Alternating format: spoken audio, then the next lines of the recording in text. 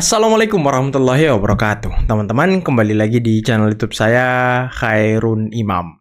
Gimana nih kabar kalian? Semoga kita semua selalu diberi kesehatan, kemudahan, dan juga limpahan rezeki dari Yang Maha Kuasa, teman-teman ya. Nah, di video kali ini kita akan menyaksikan sebuah tayangan yang sangat menarik dan tentunya menghibur, teman-teman. Di mana terjadi debat panas antar sesama TPUA. Ya, walaupun yang satu sudah dipecat gitu ya kan, antara Dami Hari Lubis dan juga Azam Khan, mantan sekjen TPUA.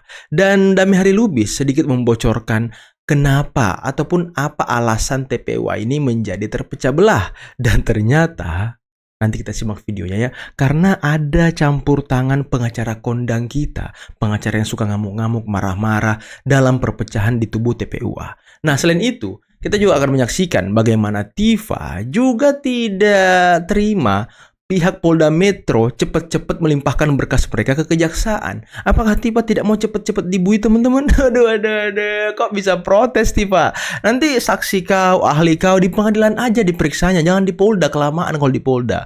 Kalau di pengadilan, nah udah terbuka semuanya tuh, clear.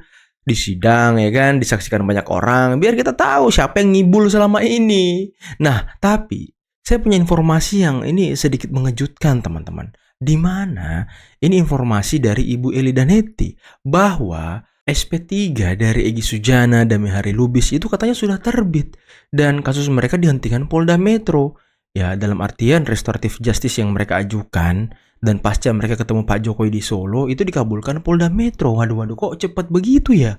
Nah, terakhir kita akan menyaksikan sebuah tayangan di mana Ketua Banteng Jawa Barat itu diperiksa KPK. Waduh, apalagi nih Banteng nih, korupsi nih, kasus apa lagi nih? Nanti kita simak videonya. Tapi sebelum kita mulai, jangan lupa like, subscribe, dan share. Dan tanpa perlu berlama-lama lagi, mari kita mulai videonya berikut ini. Dari Solo, ini nggak ikut kawan ini karena dia ada orang tuanya memang sakit. Saya tahu Pak Jam ya, sakit, nggak ikut ke Solo. Tiba-tiba kita pulang, dia buat panitia, yang ketuanya si Aka itu, tim pembela akademisi dan apa itu? Aktivis. Tapi Aka itu Ahmad Koijudin. Ini jadi dia ikut di tim itu sama Kurnia, bahkan Kurnia bawa acara. Namun jiwa besar saya hadir. Enggak dulu. Bukan Bang. Saya datang. Abang salah kalau Semua menjustifikasi itu. jadi salah kalau Gini itu loh. faktual. Setiap orang menjadi penasihat hukum itu siapapun yang diminta Seru itu banget ya, boleh. melihat mereka tengkar. Sekarang saya datang. Bukan dipotong dengan cara begitu. Itu nggak proporsional. Ini faktual. Nggak Kita yang kesana. Orang Herannya kok Kurnia bisa jadi ikut-ikut. Semua anggota termasuk Rustam, Muslim Arbi itu DHL hadir. Saya koordinator, saya yang tertua, saya konseptor. Tunggal konseptor saya. Apapun kegiatan TPUA, silakan bantah. Ya, kalau soal itu Nah. benar. Tapi makanya akhlak itu penting. Ya. Jauh lebih tinggi Akhlak daripada itu konseptor. penting. Akhlak itu. Nah, makanya saya tanyakan kenapa saya nggak diberikan saat itu bicara. Padahal saya, Siapa itu maksudnya? saya, kenapa? Sama siapa? Apa? Sama siapa tidak diberi berbicara? Pak Ajam justru memperjuangkan saya bicara, betul? Ya. Nah, yang ngasih Aka, Kurnia izin. Aka begini, ini kata Kurnia.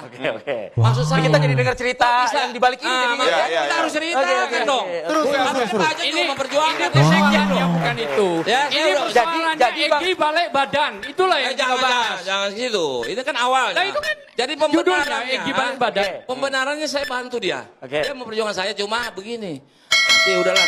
Baik, nanti Kalau kemudian Anda protes atau menolak dengan jerat pidana, terutama jerat pidana Undang-Undang ITE itu tadi, tapi sekarang sudah kadung ada pelimpahan, harusnya kan pembuktian satu-satunya adalah nanti di pengadilan. Pengadilan. Enggak lah, masih jauh. Jadi gini ya, Polda Metro Jaya melakukan pelimpahan di tanggal 12 Januari 2026. Itu ibaratnya itu kasih mangga mentah yang dikarbit kepada kejaksaan. Nggak bisa dimakan. Apalagi? Karena seharusnya ke Polda Metro Jaya menunaikan tugasnya dengan baik, sampai berkas itu benar-benar matang, ibaratkan mangga matang pohon, baru dikasih kepada kejaksaan. Nah, silakan bergembira nanti sidang dan segala macam, kan gitu ya para pelapor. Ini enggak, Polda Metro Jaya itu kasih mangga mentah yang dikarbit. Kenapa? Kami itu sudah menyatakan bahwa kami mengajukan saksi-saksi dan Ini apa nih? ahli ini undangan saksi-saksi pengadilan dan aja ahli-ahli. udah, Ini di kan pengadilan. namanya keadilan, ya.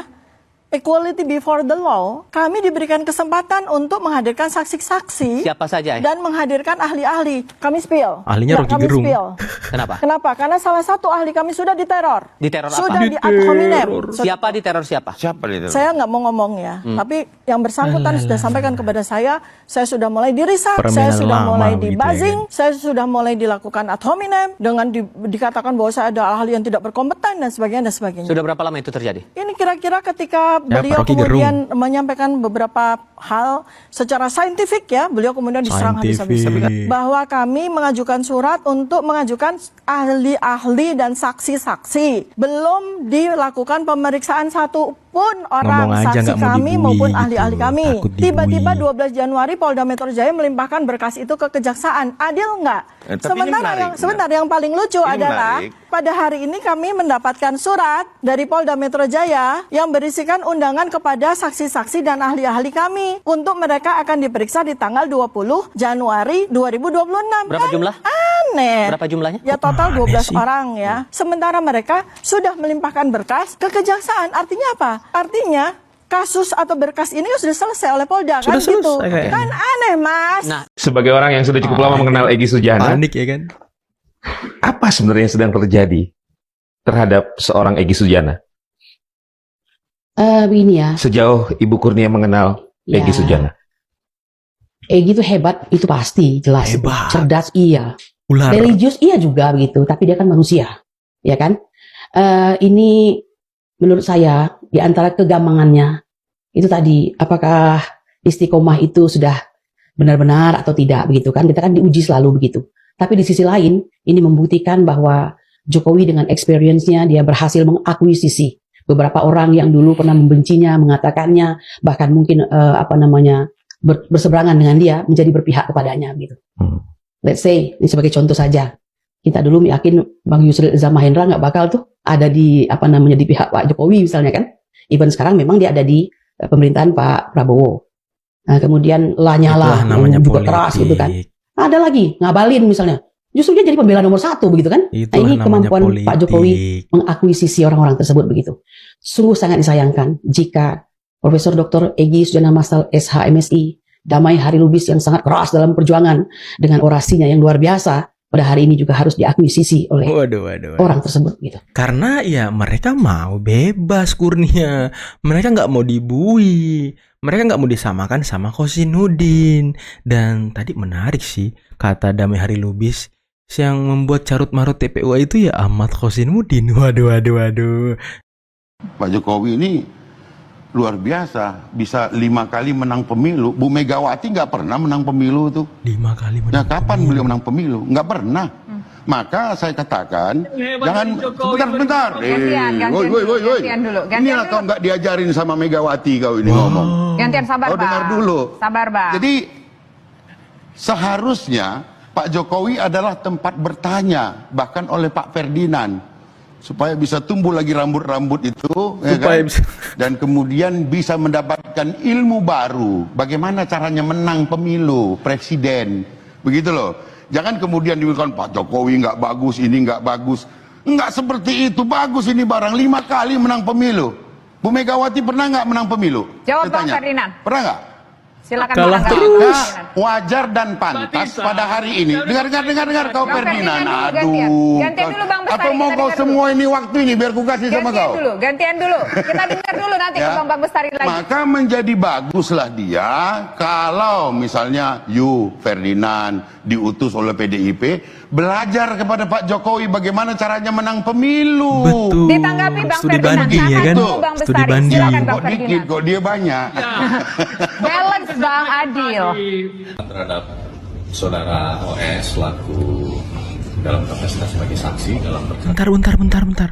KPK duga Ketua DPD PDIP Jabar Ono Surono terima uang terkait suap ijon proyek Kabupaten Bekasi. Wow, Ketua PDIP Jawa Barat ini Wakil Ketua DPR Jawa Barat juga kan, Ono Surono ini?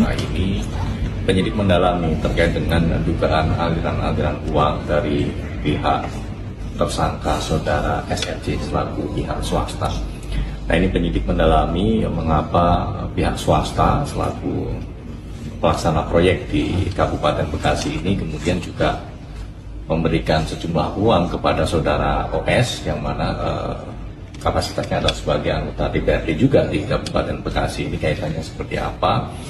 Tentu ini masih akan terus didalami maksud dan tujuan pemberian itu, ya, termasuk juga nanti penyidik juga pasti akan mengklarifikasi kepada saksi-saksi lainnya apakah juga ada modus ataupun penerimaan serupa yang juga dilakukan oleh para pihak-pihak di DPRD Bekasi.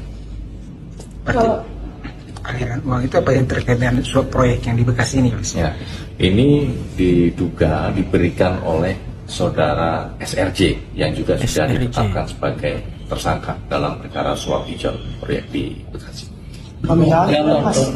Untuk jumlah nanti kami akan update lagi karena memang ini masih akan terus didalami apakah masih penyelidikan ya kan? Penyidikan ini saja saja atau penyidikan juga ada kali ya? penerimaan Karena udah tersangka kan? Sama saya Kang Ono. Kang Ono ada Waduh, KPK dalami peran ketua DPD. Wow. terkait aliran uang nggak sih? Ya, ada beberapa lah ya. Termasuk aliran uang itu? Ya. Berapa aliran uang itu?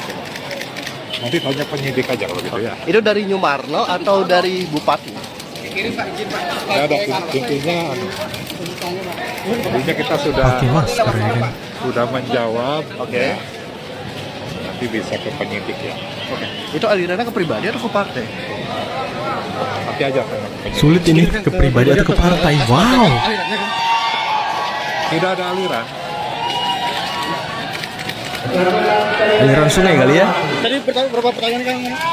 Sekitar 15-an lah ya. Pertanyaan ya. Ya, seputar terkait dengan tugas-tugas di partai.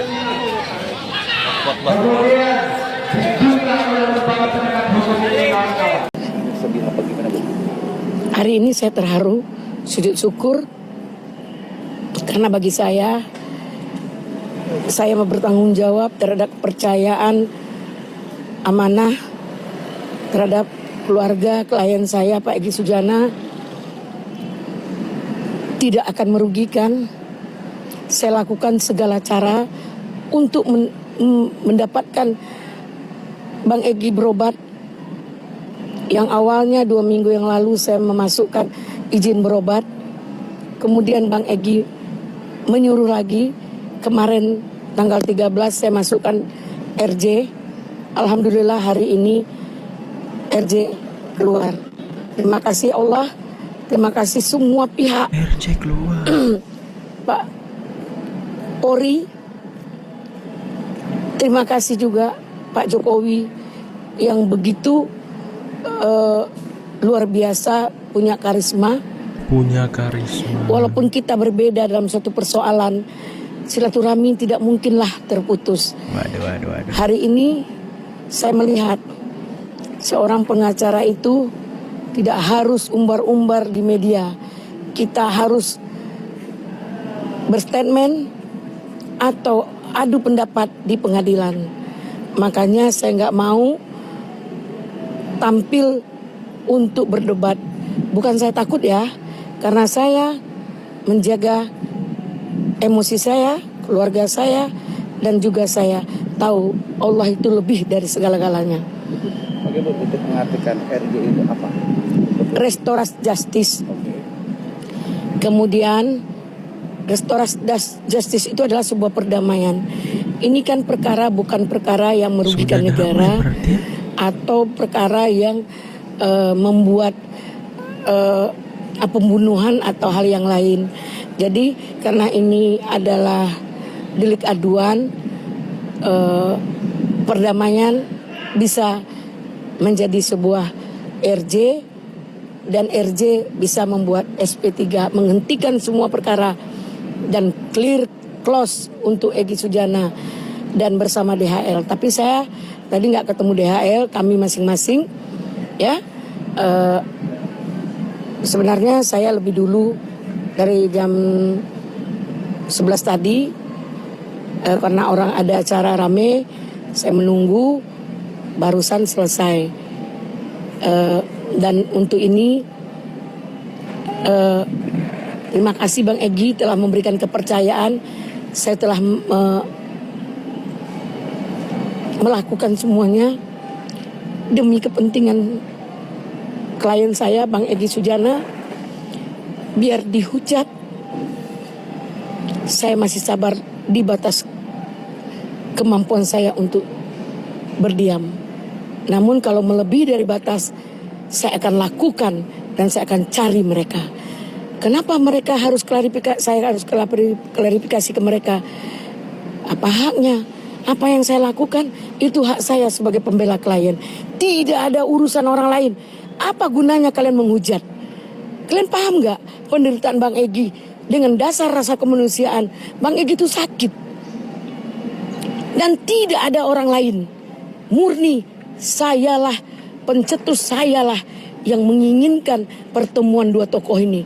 Alhamdulillah saya berhasil telah mempertemukan dua tokoh besar di bangsa ini, yaitu mantan Presiden RI Pak Jokowi dan juga Bang Egy Sujana, untuk melakukan perdamaian. Tidak ada kata maaf karena Bang Egy tidak merasa bersalah, jadi dia tidak minta maaf. Kalaupun ada permasalahan, understanding atau segala macam, itu kan berbeda, ya. Permasalahan berbeda. Kalau Bang Egy udah case close, dia ijazah SMA, sudah digugat, sudah ingkrah berkekuatan hukum yang tetap, kemudian dia melakukan dumas dikarenakan kliennya ditahan. Kadarulahnya kliennya dibebaskan oleh remisi oleh Pak Prabowo. Terus dia mau gimana lagi? Oke teman-teman, itulah tadi beberapa video yang bisa kita simak, yang bisa kita saksikan pada kesempatan kali ini. Dan waduh, ini banyak sekali kabar-kabar yang sangat luar biasa di video ini ya, yang bisa kita simak teman-teman. Tadi ada debat panas antar sesama TPUA, walaupun Azam kan sudah mantan TPUA kali ya, karena udah dipecat sama Egy Sujana. Tapi yang menjadi menarik, ternyata yang membuat TPUA ini carut marut, pecah belah, ya Ahmad Khozinuddin, pengacara kondang, pengacara terkenal karena jasa Pak Jokowi. Waduh, memang misi-misi rahasia ini agak-agak bahaya teman-teman. Apakah memang misi dia untuk memecah TPUA? Karena tadi ya sampai Damir Lubis dilarang ngomong ya kan di mimbar, ya dilarang sama Egy Sujana, padahal sudah diperjuangkan sama Azam Khan dan juga Kurnia. Tapi ya itulah, kita dengarkan tadi seperti apa debat panasnya. Dan juga kabar bahwa Tifa tidak terima berkasnya cepat dilimpahkan ke kejaksaan. Aduh, udahlah Tifa, nanti lebih bagus di persidangan biar semua terbuka gitu ya kan. Kita nonton nobar sidangnya sampai kalian didakwa, sampai ketuk palu. Wah, itu enak Tifa. Clear semuanya, jelas siapa ahli-ahli yang kau sampaikan, yang kau ajukan ya kan. Biar kita juga bisa menilai ahli ini kompeten gak, ahli ini memang ya punya ilmu yang bisa meringankan kalian gak, atau ada korelasinya gak dengan kasus ini. Kalau Rocky Gerung, apa pula Rocky Gerung? Ahlinya kan kemarin katanya Rocky Gerung. Apa Rocky Gerung itu ya kan? Ahli apa dia? Saya juga bingung teman-teman, ahli omon-omon kah? Atau ahli apa? Ini yang masih menjadi pertanyaan nih. Dan tadi waduh, ketua DPD PDIP Jawa Barat dan wakil ketua DPR Jawa Barat, waduh, diperiksa KPK karena dugaan aliran dana proyek yang di Bekasi. Ini PDIP semakin digoyang-goyang juga kayaknya ya, dugaan korupsinya ya. Waduh, mengerikan ini teman-teman. Gimana menurut kalian tentang PDIP tadi? Dan saya juga agak tertarik dengan ucapan Kurnia yang masih memuji-muji Egy Sujana, karena memang Egy Sujana ini patron mereka teman-teman. Egy Sujana ini kiblat mereka ya, dalam tanda kutip kiblat mereka dalam berjuang, karena kan Egy Sujana yang paling vokal, yang paling keras, yang paling strategik gitu. Tapi Egy Sujana pula yang belok ya kan. Aduh, ini gimana Egy Sujana ini? Dan tadi ternyata SP3-nya Egy Sujana sudah keluar, sudah terbit. Dia tidak lagi menjadi tersangka dan dia tidak dicekal lagi. Dan Egy Sujana dan Damir Lubis sudah bebas teman-teman, tidak dilanjutkan lagi proses hukumnya, restoratif justice-nya berhasil. Dan ya saya sedikit agak kecewa sih. Saya pengennya tuh ya udah Pak Jokowi memaafkan, ya nggak usah RJ gitu, biarkan hal ini bergulir di pengadilan. Cuma itulah hati Pak Jokowi yang sangat baik, yang sangat luar biasa, mau memaafkan orang sampai mau RJ gitu. Waduh, udahlah teman-teman, saya angkat topi dan salut kepada Pak Jokowi. Oke, mungkin cukup sekian dulu video kali ini. Jangan lupa like, subscribe, dan share videonya. Akhir kata, billahi taufiq wal hidayah. Assalamualaikum warahmatullahi wabarakatuh. Bye-bye.